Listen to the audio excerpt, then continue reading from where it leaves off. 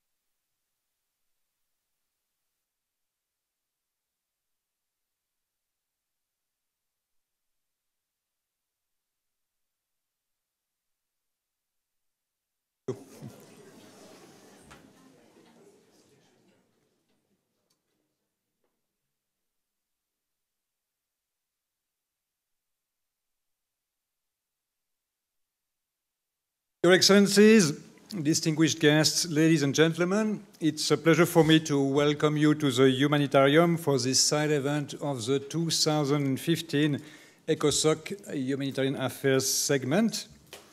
The event of today is entitled Principles in Action: How do neutrality and independence contribute to humanitarian effectiveness? It is co-organized by the ICRC and the International Federation of Red Cross and Red Crescent Societies, and it is also held under the umbrella of ICRC's research and debate cycle on principles guiding humanitarian action. The year 2015 is particularly important for our Red Cross and Red Crescent movement as we celebrate the 50th anniversary of the adoption of the 7 fundamental principles of the movement. These fundamental principles were officially adopted in 1965 and have been instrumental to the larger humanitarian community, which has widely espoused the first 4 principles of humanity, impartiality, neutrality, and independence as the principles guiding humanitarian action. These principles did, however, not appear suddenly in 1965. They emerged from 1 century of humanitarian action and reflection, starting with the vision and action of a man, Henry Dunant, founder of the ICRC, on the battlefield of Solferino in 1859. Dunant had been horrified by the scale of the carnage and mobilized volunteers in surrounding villages to care for all the wounded soldiers without discrimination and regardless of the side they belonged to. Dunant's idea of non-discriminatory, needs-based humanitarian assistance is encapsulated in the principle of impartiality and was later enshrined in international humanitarian law. Humanity and impartiality thus provide the bottom line for humanitarian action and are essential in defining the humanitarian gesture. Now, as for neutrality and independence, which we are discussing today, they have been developed out of decades of field experience in conflicts and natural disasters. For the ICRC and for the Red Cross and Red Crescent movement, these 2 operational principles are essential to gain acceptance for all, and therefore to get access to populations in need in some of the most adverse circumstances. Today, more than ever, these 2 principles remain crucial in our view to deliver effective humanitarian action, that is, humanitarian action carried out in proximity to affected people, relevant to their needs, and timely. This firmly neutral and independent humanitarian approach is what enables the ICRC and its movement partners to be, more often than not, among the few humanitarian actors present on the modern battlefields in Ukraine, Syria, South Sudan, Yemen, or Afghanistan. Afghanistan is a case in point in that respect. ICRC's staunch neutral and independent action was at times criticized. In the post-9/11 context, the prevalent discourse was that all actors should have joined up efforts to stabilize and reconstruct the country and win the heart and minds of the population. ICRC principled approach may have been a contrasting one, but it delivered. As a number of long-time observers of human action in Afghanistan have noted, the consistent application of these principles has enabled the ICRC to remain one of the few actors operating in some of the most contested areas of the country, and, among other activity, to ferry sick and wounded people across front lines. This approach even benefited other actors. ICRC's acceptance and recognition as a neutral intermediary enabled it, for instance, to obtain safe passage for polio vaccination teams on behalf of the Ministry of Health and of the World Health Organization. This is our view and experience on these two principles, but we want to hear today from others whether neutrality and independence do contribute to humanitarian effectiveness in all circumstances and for all human actors or not. I will now turn to my colleague from the International Federation, JOELLE TANGUY, Under-Secretary General for Humanitarian Values and Diplomacy, who will introduce our panelists and facilitate this discussion. Thank you for your attention. Thank you, Jean-Christophe, and thank you to ICRC for hosting us in this beautiful setting. I'm pleased to serve as your moderator today for what we aimed or have designed as a rather interactive session. It will not be a standard panel presentation, but hopefully a dialogue. I have the honor of sitting here with three outstanding panelists to lead us through this discussion. And in particular, allow me to introduce His Excellency Jorge LOMONACO, the ambassador of and permanent representative of the Mexican mission to the United Nations here. We also have with us our Secretary General of the Lebanese Red Cross, Mr. JORGE KETTANEH. And we also have the pleasure to have with us Professor Antonio DONINI, who is a senior researcher at the Feinstein International Center at Tufts University in the United States, as well as a research associate at the Graduate Institute in Geneva. And with these august panelists and their interesting and hopefully contrasted views, we're hoping to have a conversation. I want to highlight that we want that conversation also with the audience, because we know quite a few of you are actually also very active participants in the humanitarian community. We also have to thank our colleagues from the United Nations who were kind enough to allow us to have this ECOSOC event actually located in the humanitarium of the ICRC, which allows us to actually live stream this event and therefore open the audience much more broadly. Together with you now are also 189 national societies of the Red Cross and Red Crescent movement able to listen and participate. And this is all the more important because we are discussing a very dear subject to the Red Cross and Red Crescent movement, but not only to the movement, to the whole humanitarian community. We are interested today with regards to consideration that, let's say, we'll start the conversation with some of the consideration that Jean-Christophe has given, which is among the humanitarian principles, the principle of humanity and the principle of impartiality are there, will be in the background of our conversation because they provide the consensual bottom line for humanitarian action in all circumstances. And we will focus our attention on the next two principles out of the 7 principles, namely neutrality and impartiality, which Jean-Christophe introduced as the operational principles. And the aim of the discussion is actually to review how neutrality and independence are or effectively contribute to humanitarian effectiveness. I think that Jean-Christophe rightfully emphasized the importance of those principles in situation of conflicts.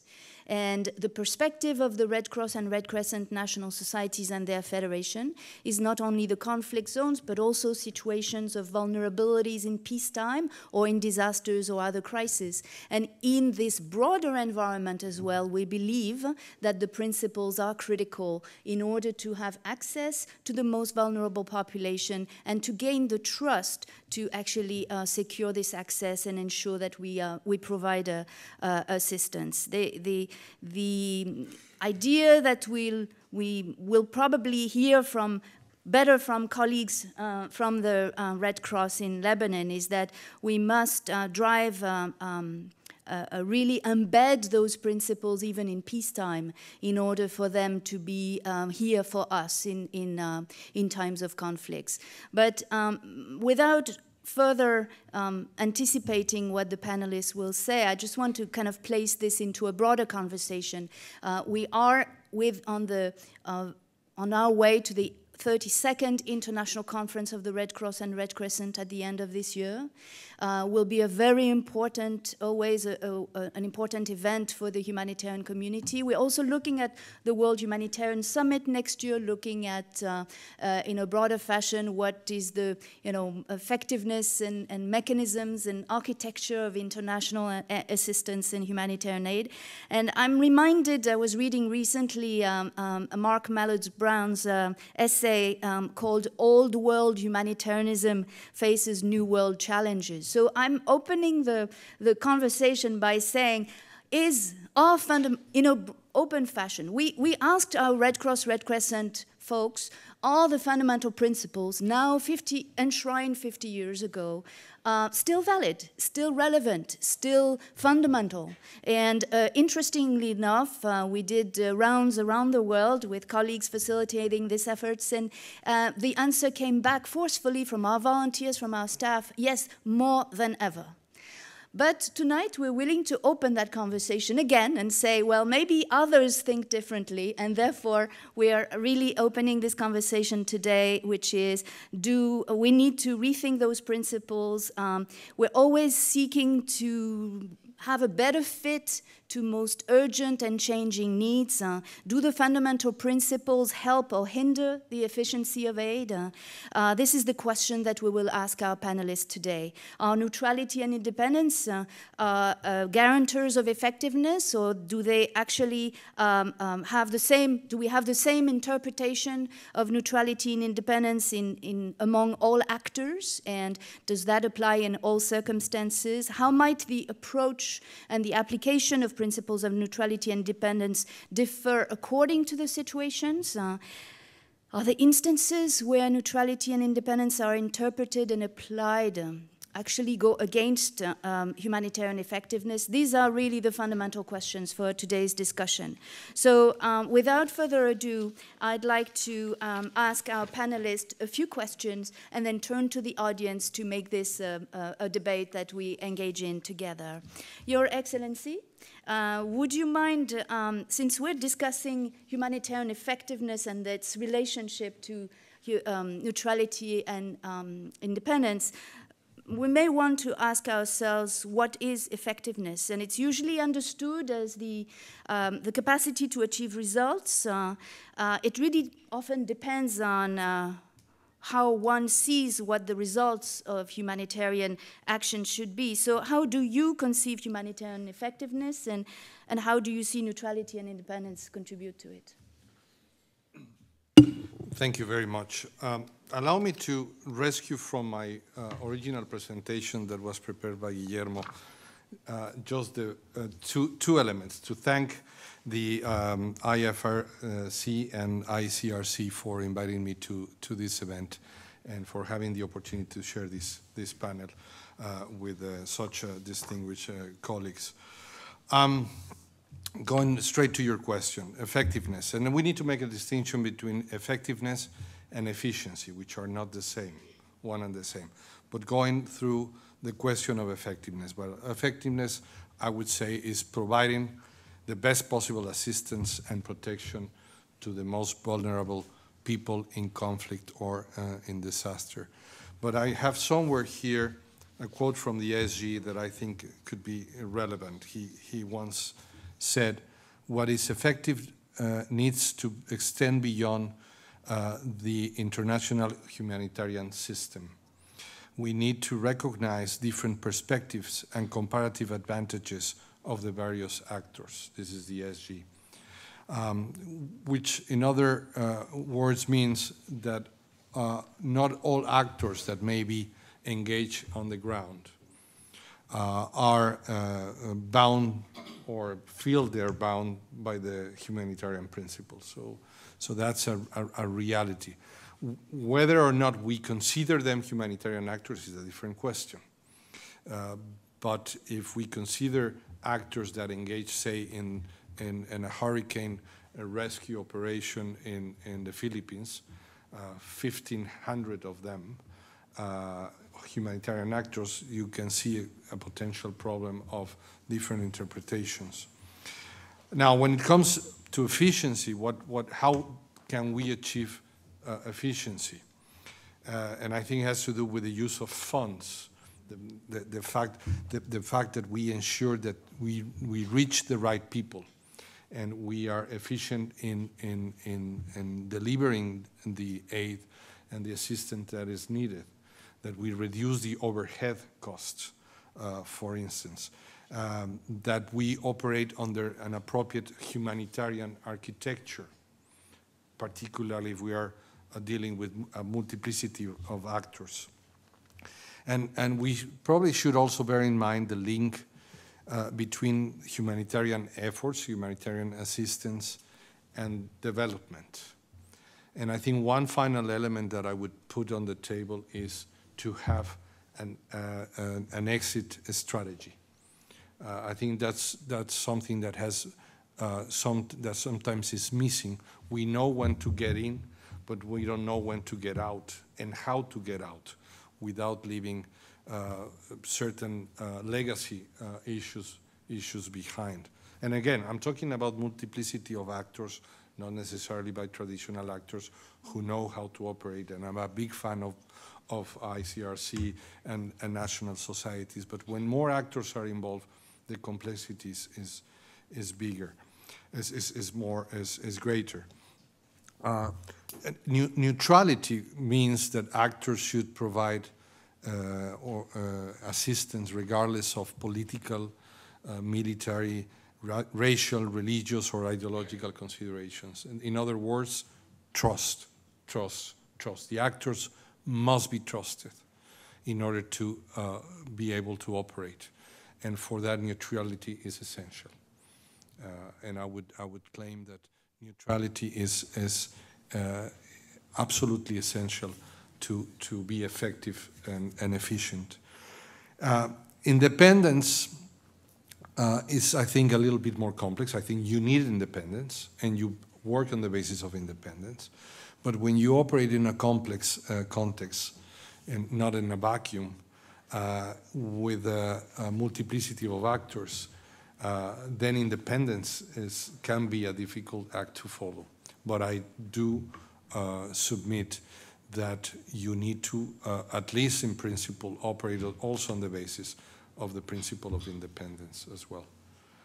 But maybe in a second round I will probably elaborate a little bit more on what could be the restrictions for the implementation of, on the ground, of these principles. Well, thank you. I think your explanation of the principles was very articulate, and the highlighting, I think we will probably want to come back to one of the points you highlighted about the diversity of the actors who find themselves in humanitarian crisis, and whether or not they are principled actors and whether or not they are humanitarian actors. But maybe to give, after this very clear description, a bit of a grounded illustration of this, I will turn to George KETTANEH.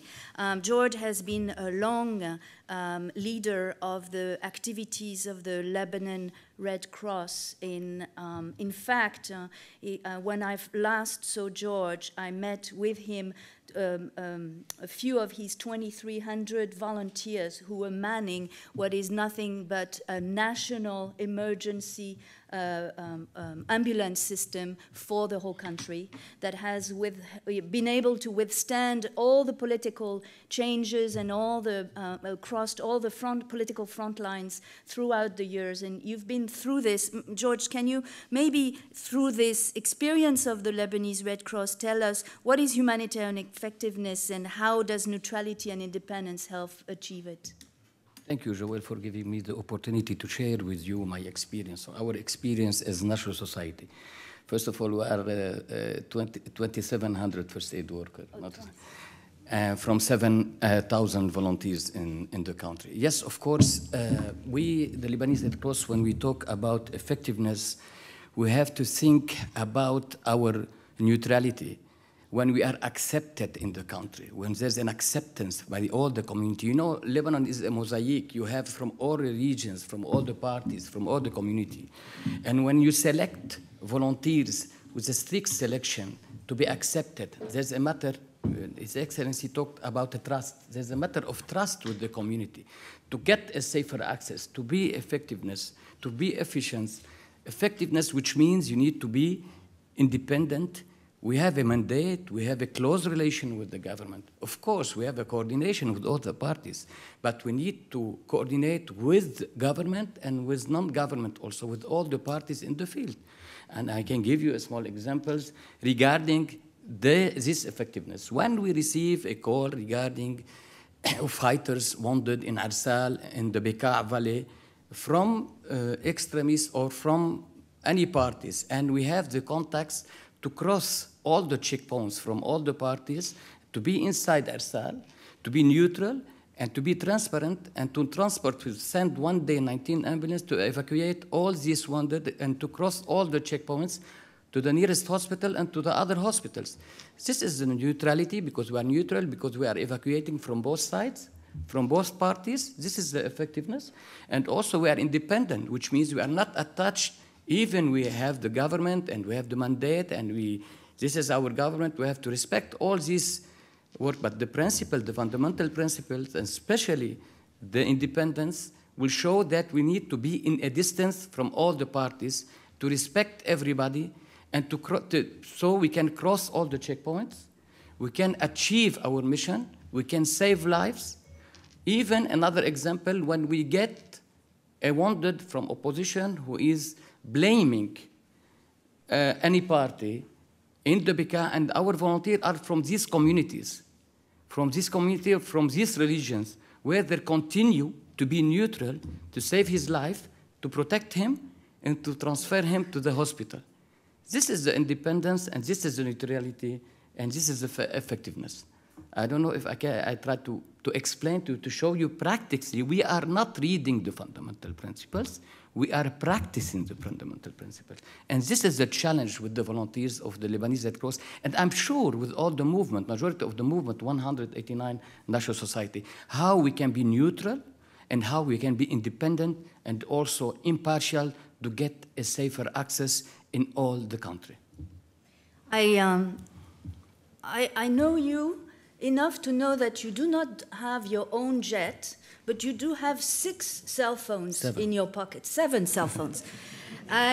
Is that part of this effort of being neutral and impartial? Tell us the connection between the cell phone multiplicity and this effort. When you talk about effectiveness, which means you need to have a strong contact with all the parties, from the government and non-government. For example, when we go to the suburb of Beirut and respond to the Hezbollah in case of need, and in parallel, the American embassy asked us for a post to send ambulance. This is a neutrality and independence. So yes, the contact is to have regular contacts with all the parties to solve the problem in the field, not to arrest any ambulance, not to kidnap any case. So this is a discussion, of course, with ICRC, with the movement, with our partners. This is the communication. The communication is very important to the movement to see how we can manage in the field to protect our mission according to the fundamental principles. Thank you, George. We'll come back to you because that reality and that notion that the principles are not just some kind of principle you post on the wall or claim in your brochure as a humanitarian action, but something that's actually daily driving every decision that you make, including, as you said, the training, the recruitment process, or how you approach the next checkpoint is a very helpful light on this subject. I'd like to turn now to Professor Antonio Donini. You've taken more of an observer view in recent years, and in your analysis, do humanitarian actors have the same understanding of humanitarian effectiveness, and in that respect, are neutrality and independence relevant for all in all circumstances? Thank you, Joëlle. The answer is no. But because we're in the temple of humanitarianism, I want to start by quoting one of the high priests, and that is Jean Pictet. And Jean Pictet said, "One cannot be at the same time a champion of justice and a champion of charity. One must choose." And the reason I point this out is because in the range of positions that you find, or actors that you find in these very complex contexts that both speakers have mentioned, you have actors that recognize themselves in the principles, the so-called donantist actors who try to maintain, to put the principles at the forefront of what you do. And then you have a range of other players who do useful and interesting work, but depending on how close or how far they position themselves from the donantist position, cannot be really qualified as truly humanitarian, in my view. They do excellent work, but they also have other objectives which are not necessarily always humanitarian. And Pictet's quote about champion of justice versus champion of charity indicates one of these types of actors, which are the actors who come to a situation with the objective of transforming the society or the place that they find, not limiting themselves to bandaging the wounds, saving and protecting the lives of civilians who are at immediate risk. So if you know, human rights is very important, but mixing a human rights agenda or a development agenda or a political agenda with humanitarian work sometimes leads to messy situations. And I think one of the important things for me is clarity on what your objectives are. You may have the rhetoric of principles, but sometimes the agencies who have this rhetoric on the ground, and this also applies to the UN, by the way. The UN is not always neutral when it intervenes in countries in crisis. So transparency and an alignment vis-à-vis what they say is crucially important. The other fundamental issue that maybe we could mention now is that there is, again, you know, charity on one side and justice on the other. Justice implies transformation, changing, addressing the root causes of a crisis. So there's a tension between those who see their duty as, you know, a deontologist approach to what they do. I do this because it's my duty to stick as close as possible as I can to the principle of humanity. And those who look more at the consequences, you know, what I do today, what are the implications of what I do today for tomorrow? Is what I do today going to help to transform a situation? And JEAN-CHRISTOPHE mentioned Afghanistan, and I'll end with this. And it was clear after 9/11, when the coalition intervention descended on Afghanistan, that there were very few players. It was just ICRC and a couple of others who were focused on the immediate task of providing for the assistance and protection of people at risk. The vast majority of actors, you know, accepted to some extent. They had a kind of Wilsonian approach, which was sort of to be in line with the foreign policy of their country or of their donors, and accepted to work with the coalition, with the Afghan government, not realizing, in my view at the time, that they were taking sides, because the situation seemed to be one of post-conflict, but it became very soon apparent that it wasn't, that conflict was bubbling up again. And once you have agreed that, or decided that you're in a post-conflict situation, it becomes very difficult for some of these players to then regain their virginity and say, oh no, we're humanitarian, we want to work according to principle. Thank you, Antonio. I think that this dichotomy between champions of justice and champions of charity explains the DONINI versus the developmental organizations that have arrived together on humanitarian crisis in recent years. I wonder whether it actually really is helpful to address the question that's on everybody's mind now, especially with the dimension of the crisis in the Middle East, whether it suffices to heal wounds on the moment, and whether we shouldn't find ways to actually address the resilience of the community, the ability to cope further without necessarily undertaking the broader developmental agenda. But that's probably a subject for another conversation. I want to come back to the principles and maybe turn back to our colleague Ambassador LOMONACO on hearing our views of our colleague from Lebanon, who says, I want to have access to all the parties in conflict. States sometimes do not want this of humanitarian actors. States might be in situations where they actually want to refrain for political reasons, humanitarian access to be leveraged by extremist group or others. How do you see that, and how do you see any tensions there between this principle of humanitarian action and impartiality, neutrality and independence, and the practice in your perspective of humanitarian action? Yes, I like to think about that question in terms of nuances or restrictions rather than the principles themselves being counterproductive. But let us go back, take a step back and remind that as opposed to humanity and impartiality, which are substantive principles, neutrality and independence are derived principles that we learn from the champions and the founders of the ICRC, which means that neutrality and independence are not an end in themselves, but rather a means to get what we want, effectiveness. We were talking about effectiveness.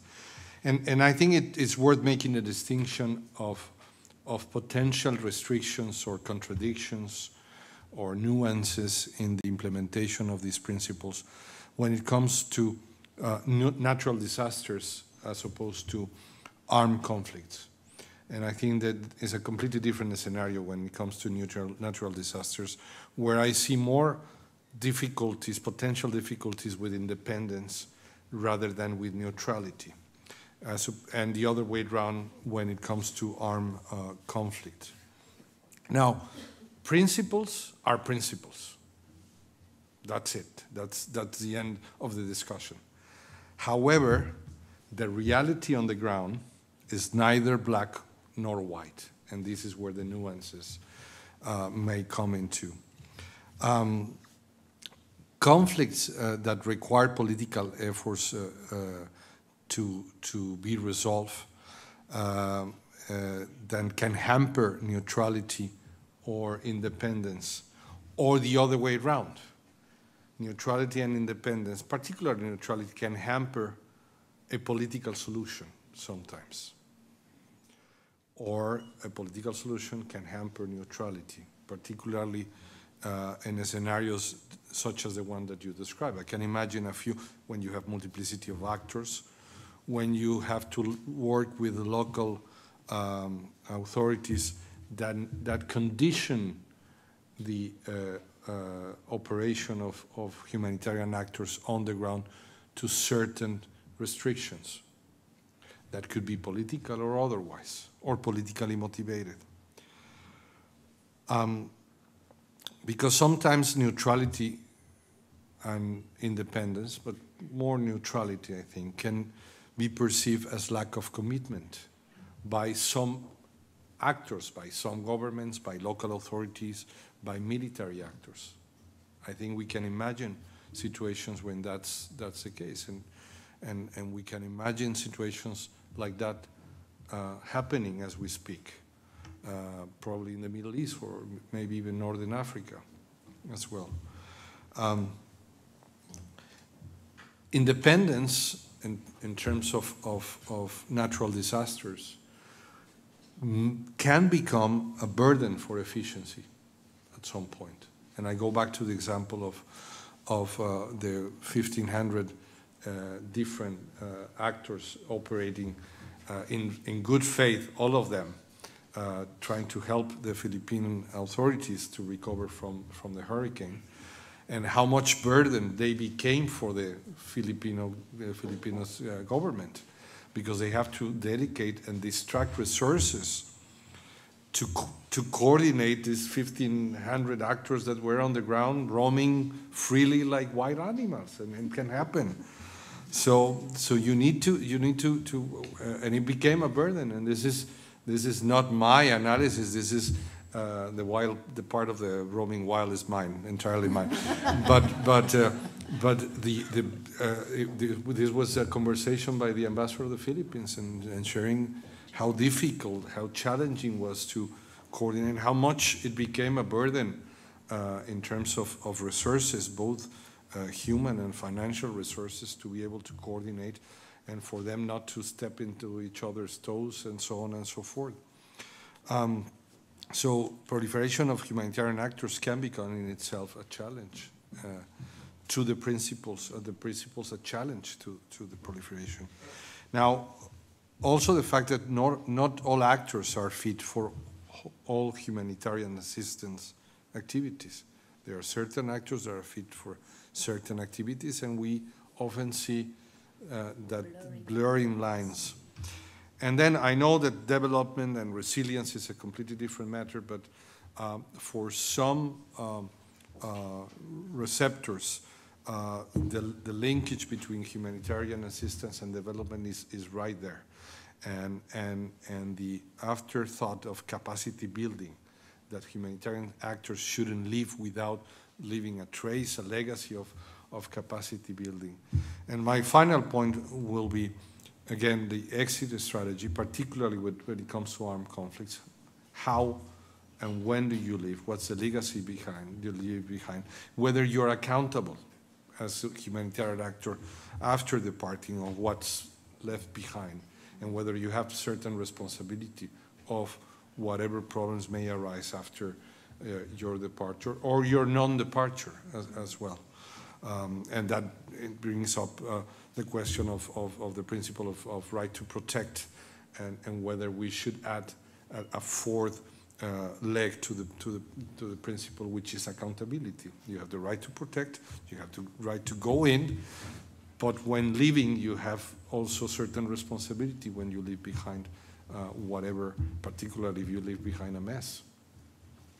Well, clearly a lot of rich directions there. One that echoes probably very strongly throughout the room, the notion that the lines are blurred, and when actors who must be political actors must resolve conflicts turn to interpret their mandate only as humanitarians, then we know that we have no solution to a situation, and that's one of the problems we find ourselves far too often in. But you brought a few other points that possibly our other panelists may want to echo on, and I would like to turn back to George and say, how do those comments echo with the practice of the Red Cross in Lebanon, of all the times you've witnessed those principles used by the Red Cross to deliver impartial humanitarian assistance, which times comes most in the mind, illustrating some of those concepts, and how do you feel that neutrality and independence are really equally relevant in all circumstances, or only in situations of conflict? No, I think after the experience, it's important that neutrality and impartiality, also and independence, they are the key drivers of the overall performance of our national society, which means always we have to work in time of peace and in time of war. It's not we can use the principles when we have a war, we will not use it when we are in the natural disaster. The preparedness the awareness, the contact, the communication with our movement, sharing experience, lessons learned. What I'm trying to say, of course, we cannot solve the world. We cannot solve all the problems, but we can reduce the problems. We can try to convince and to aware the governments, the parties, and the others, how we can work together, how we can complement each other in a way that when, for example, you have the Red Cross of the North working in the South, and the Red Cross of the Bekaa working in Beirut, and the Red Cross of Mount Lebanon working in the North. This is very important to show you how much we are neutral and we have a strong networking, how we can manage to have a strong communication with the parties, with the government, with the actors, how we can evaluate and assess together with the ICRC, Federation, and the movement. Lessons learned, how we can learn from the gaps, from the missing. Always we have problems. Nobody is perfect. But we try to see how we can manage to get always in time. The time is very important for us to see how we can manage to save lives, how we can manage to protect the people, how we can manage to protect the dignity of the human being. So this is why these principles for us are always a symbol. It's a practice in training, the recruitment of the volunteer. The recruitment is very important. The volunteer in the EMS will stay in approbation between 9 months and 1 year to be accepted, to move, because a lot of politics in the Middle East. I don't want to talk more politics, but a lot of politics. It's a mosaic. So this is why we are always evaluating, assessing, contacting with the parties, with non-government, with all the parties, to see how we can be effective, how we can be efficient. According to these principles, till now, we are maintaining and we are sustaining our mission, our service, and we are trying always to present to our community the hope. There's a hope, and you realize we have now 1.5 million Syrian refugees. We have more than 500,000 Palestinians, and we have Iraqis, which means we have more than 50% of the Lebanese community.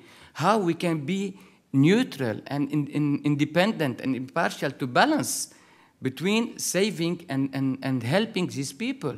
And this is the big challenge. With the support, with the preparedness, with the lessons learned, we can do a lot of things, but in practice with convincing the government, with debating and discussing always to show how much, it's not a show, it's in reality, in practice, how we are working. And this is a big challenge for the accountability. Yes, we need to have accountability to be more effective, to have a more effective system, to protect these people, to protect the wounded. This is they have to feel that there's a matter of trust with us. They have to feel they are safe, they are protected. And the government with transparency, when we evacuate any wounded from any parties, we will inform all the parties with transparency. We get the safer access. We will move 6 hours the mission sometimes, 4 hours from Bekaa to north, even Lebanon is small, but you need 4 to 6 hours. So this is very important to see how we can manage to maintain this mission in a way that the community, the wounded, feel that he's protected, he has his dignity, and you are saving his life and protecting his dignity. Thank you. Thank you. Did you ever find yourself still finding that there were cases you could not deal with? In other words, circumstances where the key, that golden key of neutrality and independence that you've developed over years of education, party engagement, training of volunteers, and supervised processes in your national societies, did you still feel like there are times where you can't act? Till now, I'm acting, but I feel that it becomes more difficult and more difficult and more difficult. To be frank with you, it's difficult.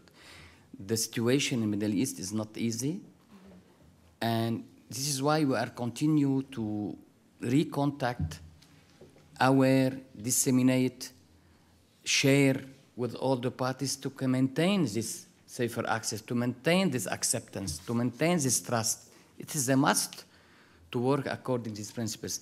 It's not easy, I'm sure. We cannot, for example, in the ambulance, we cannot respond 100%. We will respond 80%. Our hope to arrive to achieve 80%. Nobody can respond 100%, nobody. But we try. We will try with the other actors. We'll try to convince the others. We'll try to convince all the parties how we are helping all. We are helping. I will give you a small example. When we have this fight, the last fight from Shib'a, you know, in the south, and we evacuate this wounded from Syria, we get a safer access. And later on, there's a debate to see, because there's a hostage from the army and we cannot cross. It's difficult. I'm not saying it's easy, it's a political decision, but we have to try to push to see how we can manage with our partners, with our movement, with ICRC, to see how we can. Always we need to have hope to save lives, and to that the community feel that someone is coming to help them. And this is the big challenge, how we can continue maintaining our mission without obstacles. And I think, you know, 80% in Middle East, it's not natural disaster. It's man-made disaster, all this conflict, man-made. Another example, you have 1,450 small camps for Syrian refugees, where 50% are in the camps and 80% they are spread everywhere in all the country. So it's not easy. You have to help these people.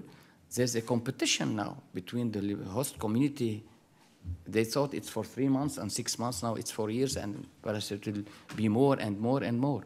And this is the challenge. We have to see how we can maintain these principles, how we can always count on this principle, as I mentioned, in reality. Thank you, George. Quite compelling. Antonio, you've seen the practice of this exercise on the ground by a variety of institutions. You've also seen the dialogues at the global level on the principles. I was struck by the fact that in recent years, there were debates as to whether neutrality should or not be included in the core humanitarian standard. It sounds like taking out a fundamental piece, if we hear George, taking out a fundamental piece out of the whole approach. How do you explain that, and kind of what are the main criticisms to this principle? Well, there's two questions there. One is the criticisms from inside the humanitarian community and the criticisms from the outside, from the political community in particular. But I want to go back to something that the ambassador said. He mentioned that there's lots of different shades and that situations are messy. And it's true. You know, you have the principles like a bright light shining from the top of the hill, but reality is much more messy on the ground. And there's lots of shades of gray, at least 50 shades of gray, I'd say.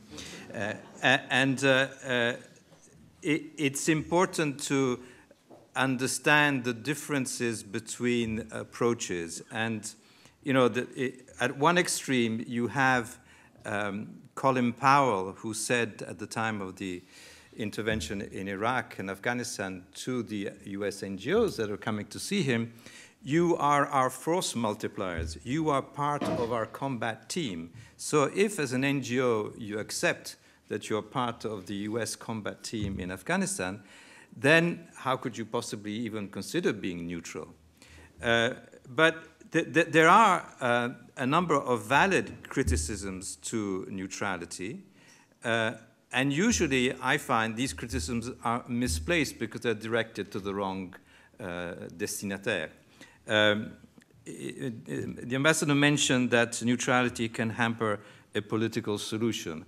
Well, yes, but is it the responsibility of humanitarian actors to find political solutions?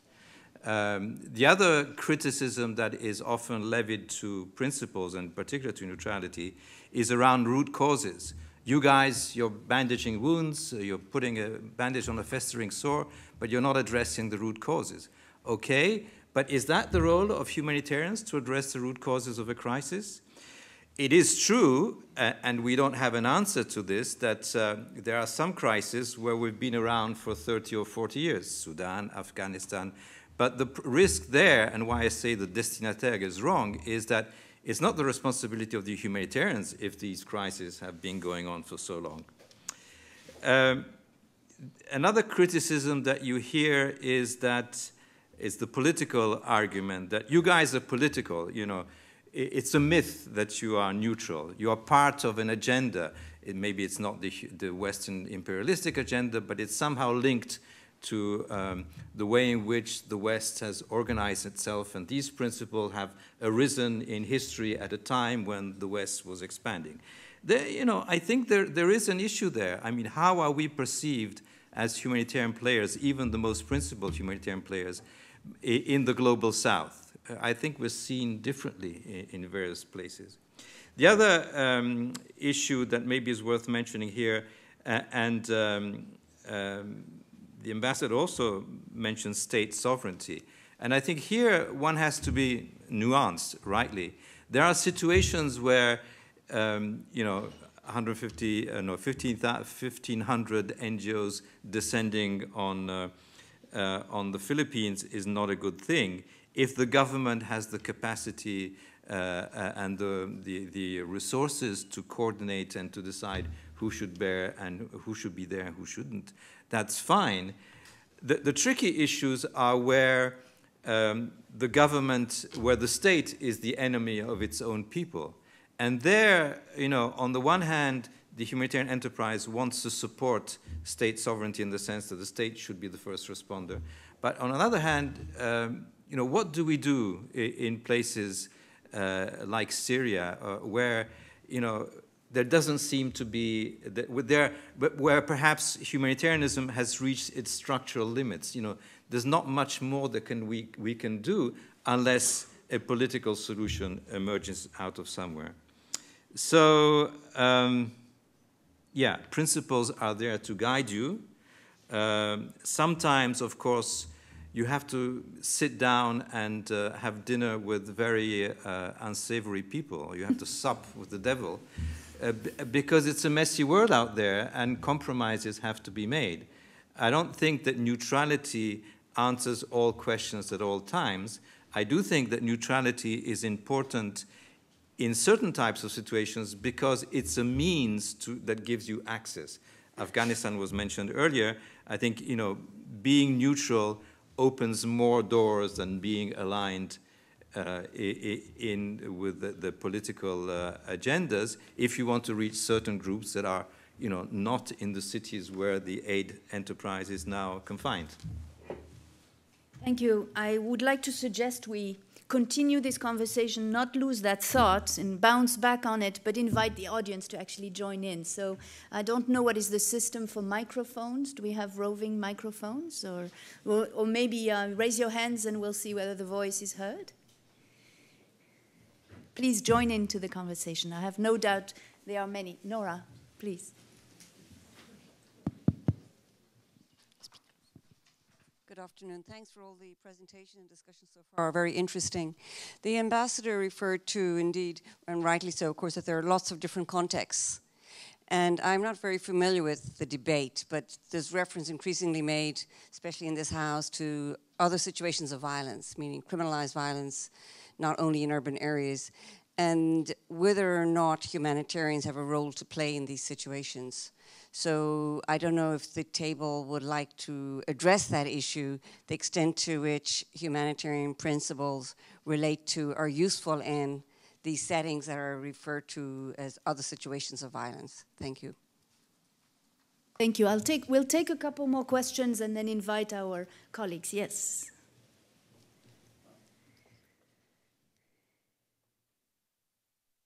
Yes, Jules Frost with World Vision, and this is to the panel.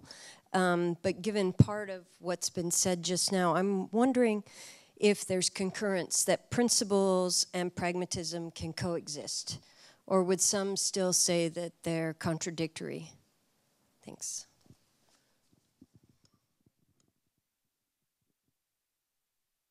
Third question in the back. Hello, thank you so far for your comments. My question relates to the concept of vulnerability.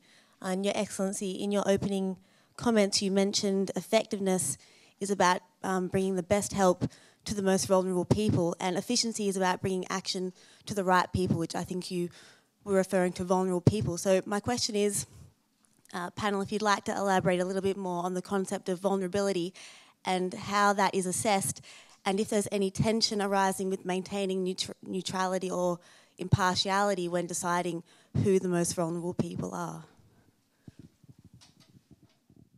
We have 3 questions. We'll take some more questions, but I suggest we ask our panelists to respond. The first question was about the role of independence, neutrality, and actually all humanitarian principles in the response to other forms of violence, such as other situations of violence, such as criminalized violence. The question of whether principles and pragmatism can coexist, that one I have the sense will be enthusiastically responded promptly, but hopefully it will be helpful to hear views. And then the last one is, how do we assess vulnerability and how do we actually realize impartiality and all other principles in doing so? So, panelist, who wants to? Ambassador. I'll tackle the easiest one first. Principles and pragmatism can coexist, absolutely. The fact that there are nuances or difficulties at times doesn't mean that they cannot coexist. They should coexist. And I think that the challenge for all actors, state or non-state, but in particular humanitarian actors, is to overcome the whatever nuances or difficulties there might be to make sure that principles remain where they should be while going through the actual reality on the ground. So I do believe that they can certainly coexist. On the question of other situations of violence, this has been an ongoing discussion for a number of years. It was right in the center of the last conference 4 years ago, and it might again come back this year. So I would refrain from getting into that, because this is part of an ongoing discussion between different actors and particularly state actors when it comes to the preparatory process of the next conference. It's one issue that doesn't necessarily bring a common view, and there are a number of states are not necessarily warmed up to the idea to expand or to see that the inclusion of other situations of violence it might be in itself an expansion of the mandate of the humanitarian actors. But as I said, this is one ongoing discussion, as is the mechanism that is being championed by the Swiss government and the ICRC for establishing a monitoring, voluntary reporting of implementation of IHL regularly, maybe yearly basis, that we strongly support. Mexico strongly supports, and as a matter of fact, I wouldn't mind it to be mandatory as opposed to voluntary, but you have to deal with what you have to deal when it comes to compromising with the state actors.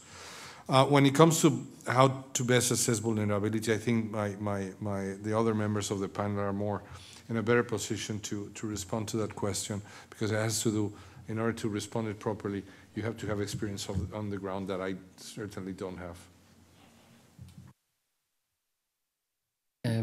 I will add what the ambassador mentioned about the other situation of violence.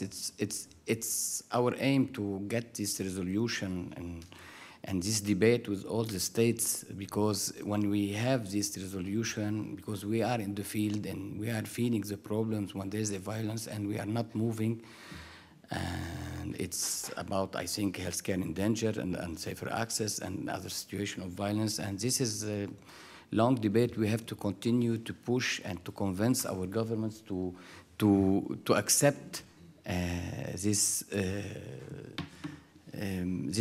situation and to see how we can save lives more and be involved and not to repeat it. But what I'm trying to say when we talk about vulnerability and vulnerable people, it's of course, according to our experience, always there's a clear assessment when we talked about vulnerable people, where usually we face this problem in the field when there's no coordination between the government and the actors in the field, and you cannot arrive or to respond to the vulnerable people, where if you don't have this contact and this relation with all these parties in the field, you feel that always each party in the field, there's a competition. They feel that they are more vulnerable than the others, and they want to be supported and helped. And this is why, according to our mission and according to our mandate and experience, that we need to organize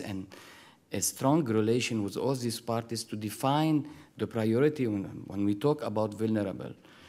Vulnerability, there's a lot of priority in vulnerability. And this is why, yes, it's very important for us to move and to push, to convince. And in the field, I think the authority, the army, when there's a problem in the field, 60% of the army will not respect rules when there's a fight.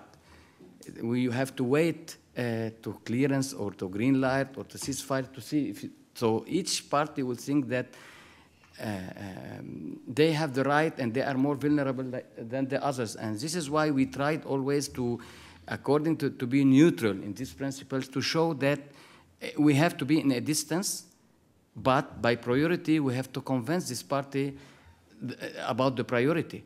I don't know if I present it well, but the priority for us, there's a list of priority.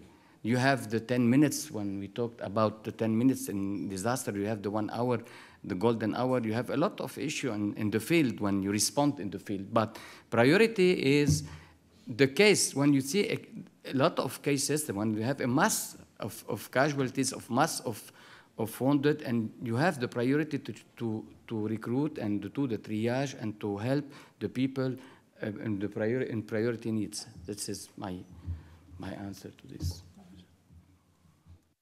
I'll talk only about the issue of principles and pragmatism. I think there's no tension between principles and pragmatism. In fact, principles are quite pragmatic. Neutrality is a means to an end, and so is independence. And the best humanitarians are those who guide their pragmatism by using principles as a frame of reference. But not being principled has consequences. And let me just give you one example from Afghanistan. The last time I went to Afghanistan, I met with an Afghan friend of mine who runs a small NGO. They do small infrastructure and some training, and they work down in Helmand. And of course, he's from Helmand, so he knows everybody there. And one day he gets a message from the Taliban saying, "We want to talk to you." He said, "Okay," and they give him an appointment at a certain place. And then they take him to a house, and they wanted to discuss his projects in Helmand because they thought he was going to put the logo of ISAF on the fountain that he was building at the bus stop. And he goes into this house, and he sees 3 young guys behind computers. And he says, "Oh, who are you?" She said, "Oh, we're the Taliban Development Committee for Helmand." "And what are you doing?" "We're checking the budgets of the NGOs to see who is financing them." So, you can't fool, you can get away with not respecting principles or fudging where your money comes from and whether you are taking sides or, or you can fool the Taliban maybe once, but they're watching you. And I think because of social media, because of communication, non-state armed actors are getting much more proficient in checking out what we do. So I think, as I said in my first intervention, transparency is very important. Don't pretend that you're principled if you're not. And if you are principled, then use that as a way to negotiate access to the people who need your help. A complementary word on both the question of other situations of violence and vulnerability. On other situations of violence, it seems to be very clear that the sensitivities are about international systems and IHL in the context of those circumstances. But in practice on the ground, the national societies of the Red Cross and Red Crescent actually get involved in situations of violence, in situation of criminalized violence. And their challenge there is the fact that at the moment, in most countries where they operate, the principles of humanitarianism, which is basically the principle of impartiality, which says you must go to the most vulnerable, and therefore and the principles of independence and neutrality, which means you will speak to armed gangs, even if it's, they are criminals, in consequences often means the criminalization of the humanitarian access as in the process. So I think it's a real deep question that we must reflect upon, and that is at the heart of the preoccupation of many national societies of the Red Cross and Red Crescent. On the question of vulnerability, I think we talk a lot about other countries and conflict situation. We must also reflect on our own societies. Our own societies really need to reflect on the principles of humanitarian action. Even in Western national societies, we've seen some of our Red Cross and Red Crescent organizations see their own societies, and in some cases their own volunteers, having a rather sobering moment, meaning not necessarily being convinced that we must support migrants, not necessarily being convinced that migrant support, despite their extreme vulnerability, should be over the priority equivalent or over the vulnerability of the local citizens who are made vulnerable by the economic crisis. And I think we need to reflect in our own societies of the importance of that question for assessing vulnerability. But anyway, I should not overstep my role as a moderator. I should instead invite colleagues around the room to intervene. Now we have a question here and one here. And over there. Good evening. I'm Ahmed from ICRC. My question is to Mr. Antonio Donini. How do you think that the humanitarian organizations can balance their following the humanitarian principles and their temptation towards speaking out? Because we saw a lot of cases where speaking out was, I will not say more effective, but it was very needed, like in Rwanda, Kosovo, or Yugoslavia. Or maybe also MSF usually do this, and then they expelled out of the country, and the other organizations start to continue. So how can they balance this temptation? Second question here.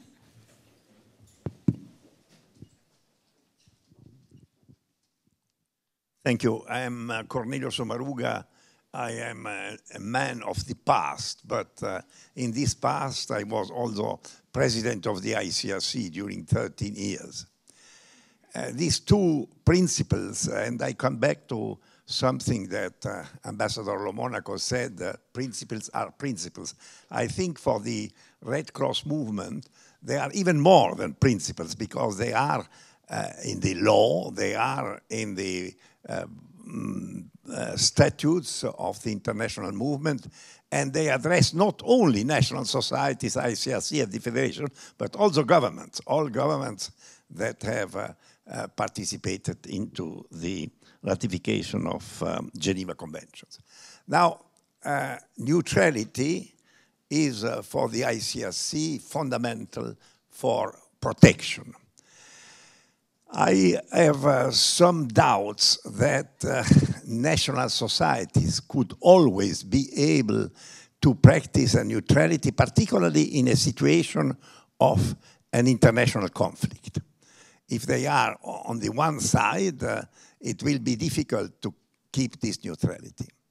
Independence is very important for the ICRC. It is a challenge for the ICRC because the ICRC is financed by governments. It is a challenge to be transparent and accountable enough in order to avoid bad interpretations about independence. As to national societies' independence, if you consider that in the statutes of the movement it is said that independence does not prevent to be the auxiliary of public authorities, this creates a certain problem because you have a number of national societies that are very close to the government, and so close that they have even military corps inside the national societies.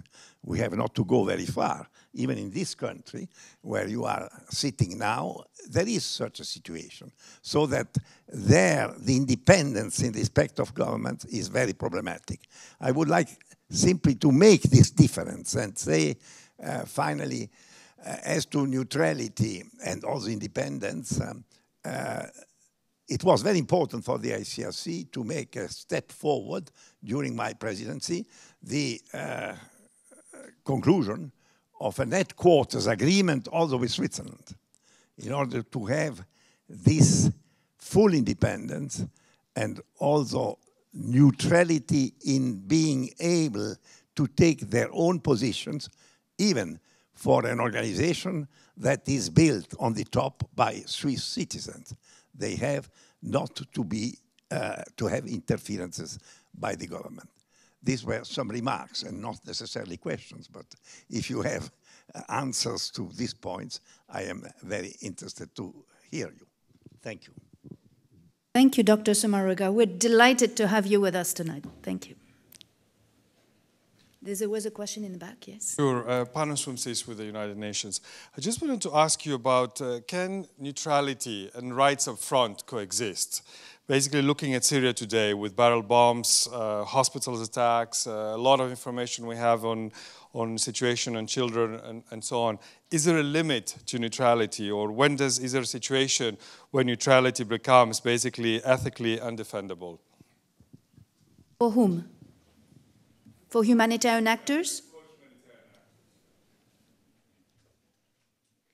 So may I turn first to Antonio, if I may? I think the first and the last questions had quite a lot in common, right? Both balancing the principle of neutrality with the possibility of speaking out, and particularly how speaking out may be an expected move when neutrality has only met a certain limit.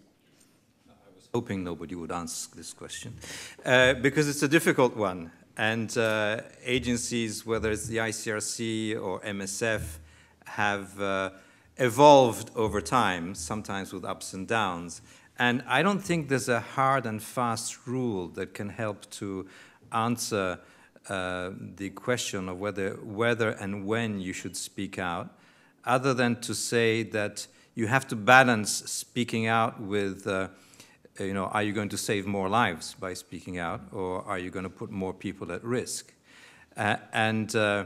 Going back to Afghanistan, when I was in OCHA then, you know, we always had these country team meetings where we would have these arguments. We can't accept this, you know, we have to say no, we have to threaten that we leave. And, you know, the more saner voices were saying, yes, but what's our BATNA? What's our best alternative to a negotiated agreement? So is it better to continue negotiating with these sometimes perfidious Taliban, who had their own agendas, obviously, but also somehow wanted to be there and help the population under their control, but under their rules and principles? Or should we make a stand? And I think making a stand, if, you know, just for the pleasure of making a stand or because it makes you feel good, clearly doesn't work and is usually counterproductive. You know, I think you should ask the ethicists in the room, like Hugo, to answer the question on can neutrality and human rights up front coexist. I would answer, it's a bit flippant, but I would say, well, is the UN neutral? And therefore, does it really make that much of a difference? I think human rights up front is interesting in some ways because it says, the Secretary General says to its staff, you guys, human rights is in your lifeblood, so you have to put human rights in everything you do. But does that mean that you use human rights also, that tool in all situations? In some situations, it's messy. You know, you have to sit down with the guys who control territory and see what kind of deals you can make. Sometimes these deals are not very good, but if they help to save lives, I think the principle of humanity trumps all others. Thank you, Antonio. Back to the the same question, but from a field perspective, I'd like to bring both the question of taking a stand, taking a public stand. Did it ever happen in Lebanon where you said, enough with this, we cannot do this? And the second question is coming from Dr. Samaruga, how do you experience the tension? Because you have an auxiliary role. That means you are the first port of call for government to partner with on humanitarian action. And at the same time, you're affirming deeply your independence. How does that work in Lebanon? Look, in Lebanon, Dr. Samaruga, you know, when you have a government controlling the country, yes, you have a mandate, you will deal with the government. Sometimes I have a lot of experience that we try always to be diplomat and to have a distance. We don't have arms, we cannot fight, but we can convince and take a distance because we have a lot of parties, not only the government. Independence, you need to have autonomy to deal with all the parties, because if you are attached to the government, you cannot move to the other region. So always neutral and independent is very important, even for international. Of course, I will give you an example of Israel and the south of Lebanon, when we cannot talk to them. Of course, ICRC was doing this contact, but when we have a wounded, we have to be neutral, independent, and impartial, and to help any human being. And we have in Marjayoun, you remember, and in Nermesh, in Tishbel, and in Hasbaya, we have these stations, and they're responding according to the fundamental principles. But independence in Middle East, you know, it's not stable. It's not like Geneva. So you have to deal with everybody to be independent. You cannot say I'm with the government. I respect my government. I have mandate. Of course, I have to respect and accept. But I'm in all the country, and this is why I'm accepted by all the community. Not because I'm against the government. I'm with my government. I'm coordinating, but also I have to coordinate with others. And this is my independence. I have to be equal. When I transport cases from Fath al-Islam, from Barid camp, cross the checkpoint of the army and transfer them to the hospital. And I'm informed them with transparency and protect these people. When I have in no man's land controlled by the army, a fighter from Fath al-Islam, where the PRCS, the Palestinian, cannot take this case. And I told them, go and talk to this person because he's conscious. Where he wants to go? He said, I want to go inside, in the Palestinian camp. And the ambulance is afraid because perhaps they will face a problem with the army, or if they go out, they'll face a problem. So he will decide to go inside. We say, because we convince the army and respect the IHL that he has to go inside. So this is the independence, and this is the neutrality. And this is how, in practice, we have to convince the authorities and the parties and the community that we are for everybody, we are neutral, independent, and impartial. Very interesting illustration. Also a great answer to the earlier question, can principles and pragmatisms coexist? May I invite other comments and questions?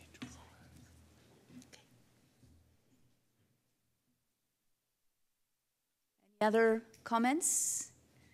Well, if we have come to the end of our conversation, I'd like to maybe ask a brief conclusion remarks from our panelists, and may we start with you, Ambassador. Thank you. Maybe touching upon a couple of points. To your description of vulnerable people and the emphasis of migrants, I would totally subscribe to it.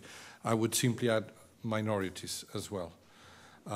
We had an experience. I was Consul General of Mexico in Miami some time ago, and we had 6 hurricanes hitting Florida, and one of them touched land exactly where a mobile camp was placed, and it was full with Mexican migrant workers, and their mobile homes were completely destroyed. No one died, unfortunately, was hurt, but their mobile homes were completely destroyed.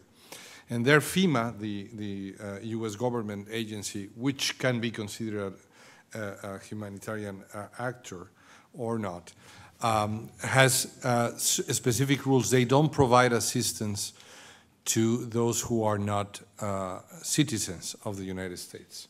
So we had to find a way to work around that, because these were the people who most needed the financial assistance from FEMA.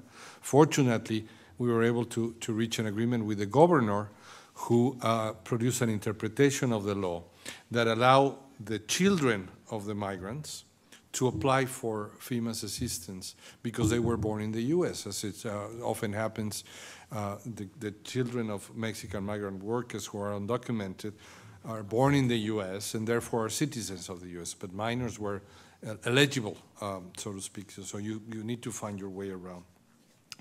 Now, the question of neutrality and R2P, and I feel somewhat responsible because I introduced the R2P in my responses. And I would respond to that question along the lines of something that Antonio said. And he's absolutely right. Humanitarian actors are not responsible for political agreements, nor for 30-year conflicts. But they can have an effect on not 30-year conflicts, certainly, but on political agreements. So there are tensions, there can be tensions between R2P and neutrality, between humanitarian actors' actions and certain political agreement. There can be tensions, at least. They are not necessarily contradictory, they are not in exclusion, but there can be tensions. Thank you. No, I would like to say, even with all these problems in the world, we have to continue implementing, responding, maintaining, and sustaining our mission and our service according to the fundamental principles, and especially independence, neutrality, and impartiality. I will not forget the unity. The unity not only to have one Red Cross or one Red Crescent, unity to be accepted and moving from the community, by all the community, to have people from the community, to continue saving lives, and to convince our politicians to change their minds and to accept that we have to help and we have to support and we have to reduce all these problems in the world, we hope. Thank you. Well, the good news is that nobody, either in the panel or in the audience, has said that we have to do away with the principles or modify them or add things to them, because there is a movement out there that argues that accountability and effectiveness should also be principles, and some of the codes of conduct of the NGOs do this. But there is another move out there that I think we have to be mindful of, and that's what's happening in parts of the global south, where people are saving lives and protecting people at risk through mechanisms and forms of intervention that are not really in line with our principles. This could be NGOs in the Middle East, it could be certain states. I'm just back from China. Humanitarianism looks very different when seen from Shanghai than what it looks like here. For them, the principles come from Confucius. They're about responsibility and legitimacy. The emperor can only be legitimate if he is responsible and provides for the people on the ground. And that's kind of the approach that the Chinese, is a bit paternalistic, that they've used in their domestic response to crisis and conflict. So I think we have to take this debate to the far corners of the world, and not be satisfied with our sense of comfort that everybody agrees with these principles. They are not under threat, but there are things happening out there that we have to be mindful of.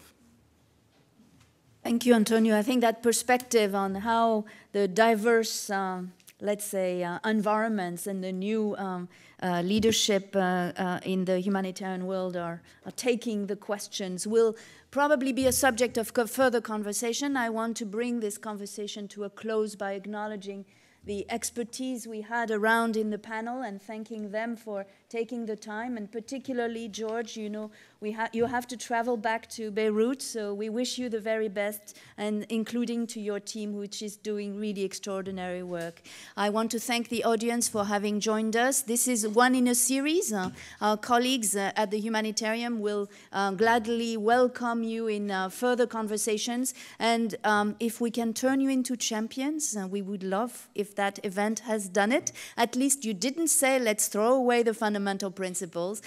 We expect that this conversation will continue this year, and in October we are celebrating the 50th anniversary of the fundamental principles, and we count on all of you to remain the champions of those. Thank you.